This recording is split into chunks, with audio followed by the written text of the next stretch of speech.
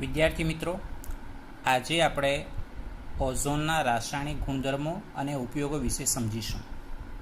તો સૌપ્રથમ રાસાયણિક ગુણધર્મો વિશે સમજીએ. ઓઝોનના રાસાયણિક ગુણધર્મોમાં પ્રથમ મુદ્દો કે ઓઝોન એ લિટમસ પ્રત્યે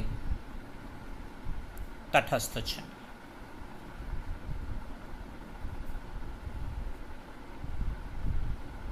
એના બીજા મુદ્દાને સમજવાનો પ્રયત્ન કરીએ. ઉષ્માગતિશાસ્ત્રની દ્રષ્ટિએ ઓક્સિજનની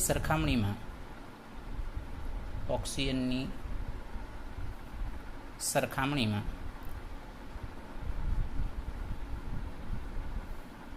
ઓઝોન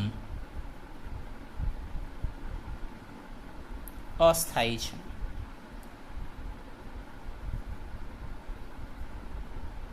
કારણ કે તેનું ઓક્સિજનમાં વિઘટનની પ્રક્રિયા ઉષ્માક્ષેપક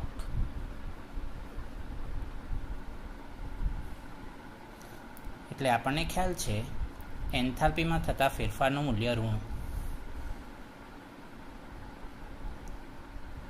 હોય છે અને એન્ટ્રોપી વધે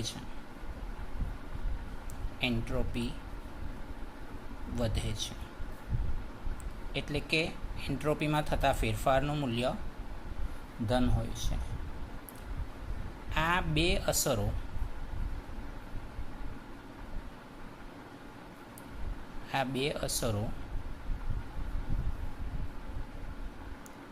એકબીજાને પ્રબળ બનાવે છે.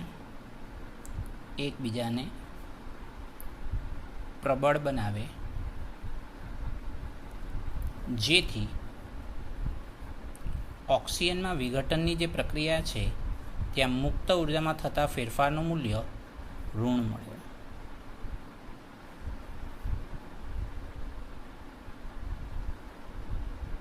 તેથી મુક્ત ઉર્જામાં થતા ફેરફારનું મૂલ્ય ઋણ કઈ રીતે મળે એ જનરલી આપણને ખ્યાલ છે. થર્મોડાયનેમિક્સમાં આ પ્રમાણેનું સૂત્ર સમજેલા છે. ડેલ્ટા જી બરાબર delta H minus T into delta S. જો ડેલ્ટા એચનું મૂલ્ય ઋણ હોય, ડેલ્ટા એસનું મૂલ્ય ધન હોય તો સ્વાભાવિક છે કે ડેલ્ટા જીનું મૂલ્ય ઋણ થાય, જે ઓઝોનનું ઓક્સિજનમાં વિઘટનની પ્રક્રિયા આપમેળે થતી હોય એવું બતાવે છે. તેથી ઓઝોનની ઊંચી સાંદ્રતા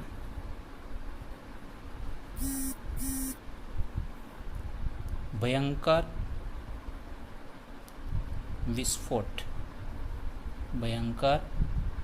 વિસ્ફોટક હોઈ શકે. વિદ્યાર્થી મિત્રો, આ મુદ્દો ખૂબ અગત્યનો છે. ત્યાર પછી સૌથી અગત્યનો પોઈન્ટ, ઓઝોન શક્તિશાળી ઓક્સિડેશન કર્તા તરીકે વર્તે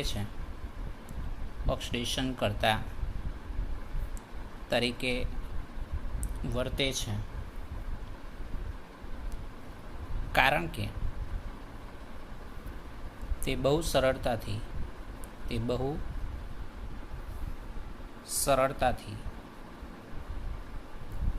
નવજાત ઓક્સિજન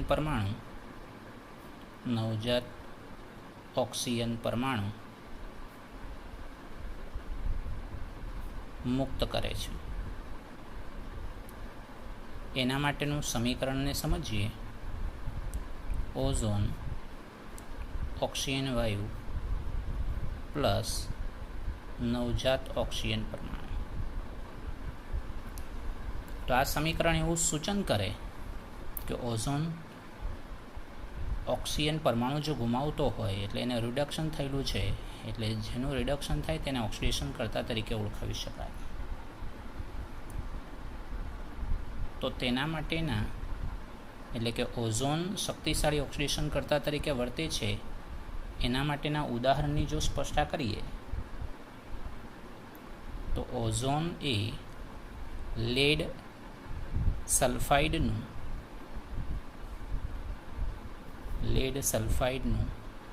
લેડ સલ્ફેટમાં અને આયોડાઇડ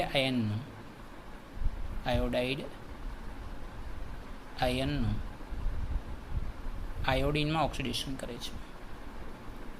આયોડીનમાં ઓક્સિડેશન કરે છે.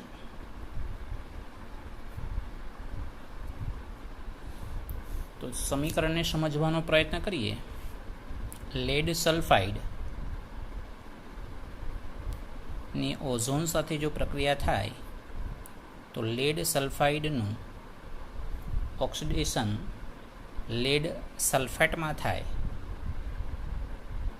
સાથે ઓક્સિજન વાયુ મુક્ત થાય. સમીકરણને સંતુલિત કરવાનો પ્રયત્ન કરીએ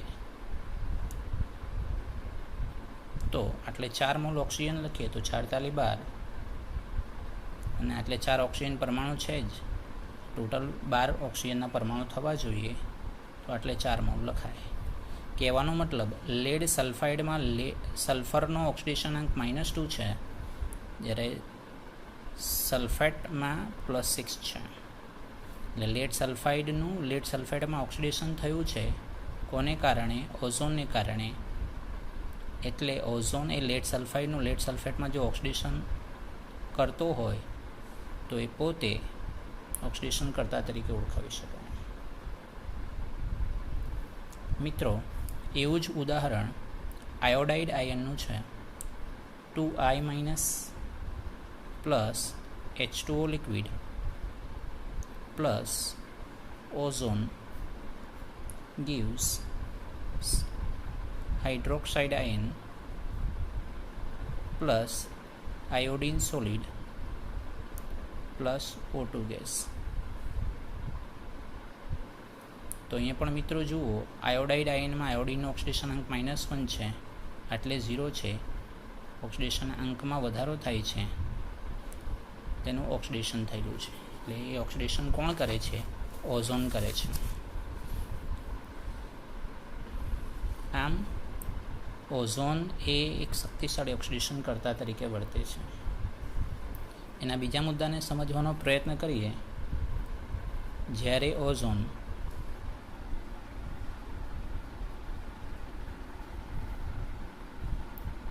બોરેટ બફર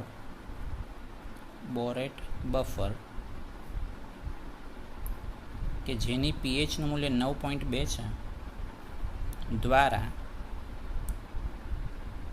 બફરયુક્ત બનાવેલા પોટેશિયમ આયોડાઇડના વધુ પડતા દ્રાવણ સાથે પ્રક્રિયા કરે ત્યારે આયોડીન મુક્ત થાય છે.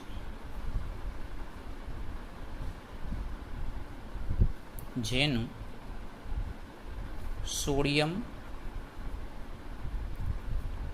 થાયોસલ્ફેટના પ્રમાણિત દ્રાવણ વડે અનુમાપન કરવામાં આવે છે.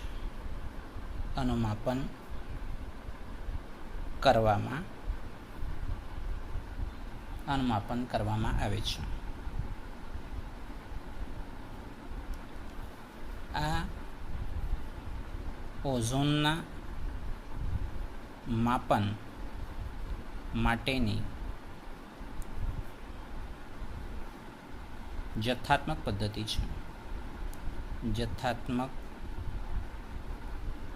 છે. વિદ્યાર્થી મિત્રો, આનો અર્થ એવો થયો કે ઓઝોન વાયુની પોટેશિયમ આયોડાઇડની સાથે બોરિક એસિડનું બફર દ્રાવણ ની પ્રક્રિયા કરવામાં આવે છે ત્યારે આયોડિન વાયુ મુક્ત થાય છે. આયોડિન મુક્ત થાય છે અને એ આખી જે પ્રક્રિયા છે એનું પરિમાપન સોડિયમ થાયોસલ્ફાઇડના દ્રાવણ વડે જો અનુમાપન કરવામાં આવે તો આ એક આખી પ્રક્રિયા ઓઝોનના પરિમાપન માટેની જથ્થાત્મક પદ્ધતિ છે. આ સિવાય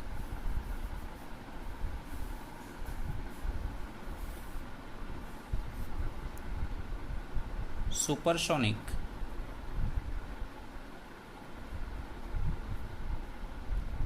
જેટ વિમાનના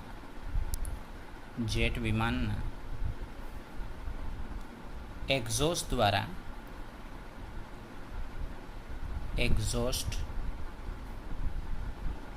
દ્વારા બહાર નીકળતા વાયુઓમાંના નાઇટ્રિક ઓક્સાઇડ સાથે ઓઝોન પ્રક્રિયા કરીને નાઇટ્રોજન ડાયોક્સાઇડ વાયુ બનાવે છે. આ નાઇટ્રિક ઓક્સાઇડ ઓઝોન વાયુની સાંદ્રતાનું ક્ષયન કરતું જોવા મળે છે.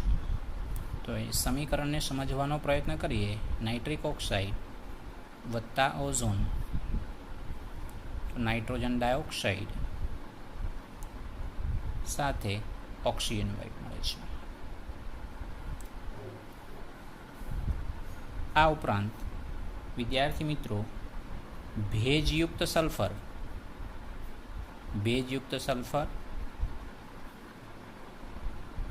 ની ઓઝોન વાયુ સાથે પ્રક્રિયા કરવામાં આવે તો સલ્ફરનો ઓક્સો એસિડ સલ્ફ્યુરિક એસિડ સાથે ઓક્સિજન વાયુ મળે છે. આને આપણે સલ્ફ્યુરિક એસિડ કહીશું. અને ભેજયુક્ત સલ્ફર કહીશું.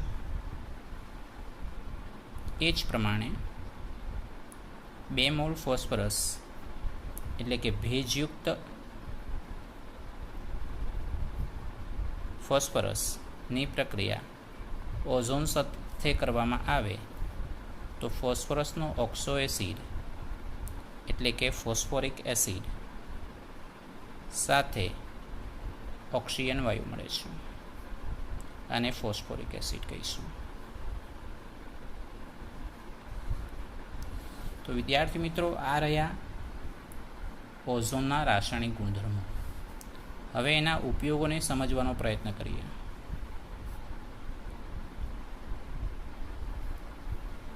તો એનો પ્રથમ પોઈન્ટ છે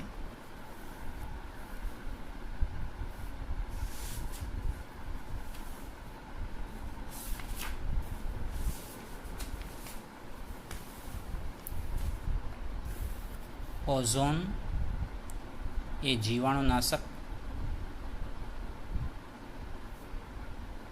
સંક્રમણ હરક તરીકે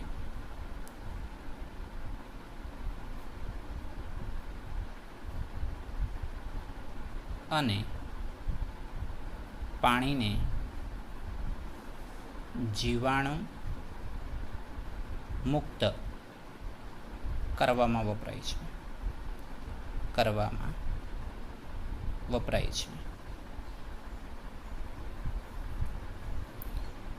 એનો બીજો ઉપયોગ તે તેલ, હાથીદાંત, લોટ,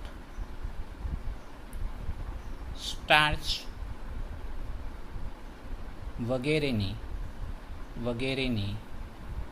વિરંજન ક્રિયામાં પણ ઉપયોગી છે. વિદ્યાર્થી મિત્રો, વિરંજન ક્રિયા એટલે બ્લીચિંગ. એનો અર્થ થાય રંગ દૂર કરવો.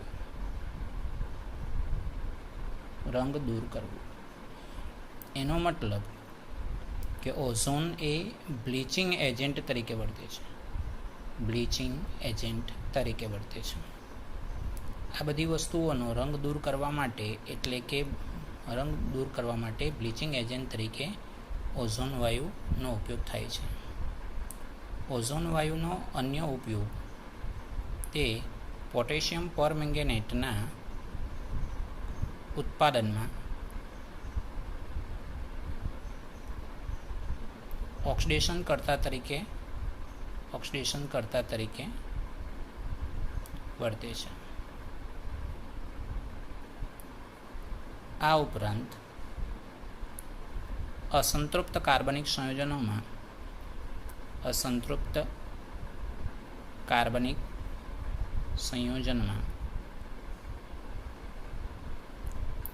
દ્વિબંધનું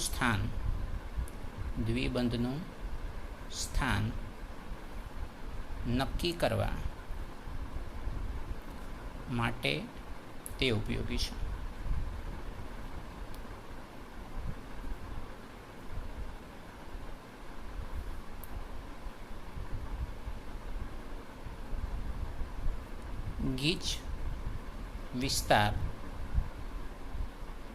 ગીચ વિસ્તારોમાં હવા શુદ્ધ કરવા માટે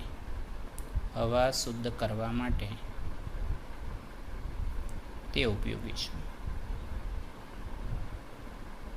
તો વિદ્યાર્થી મિત્રો,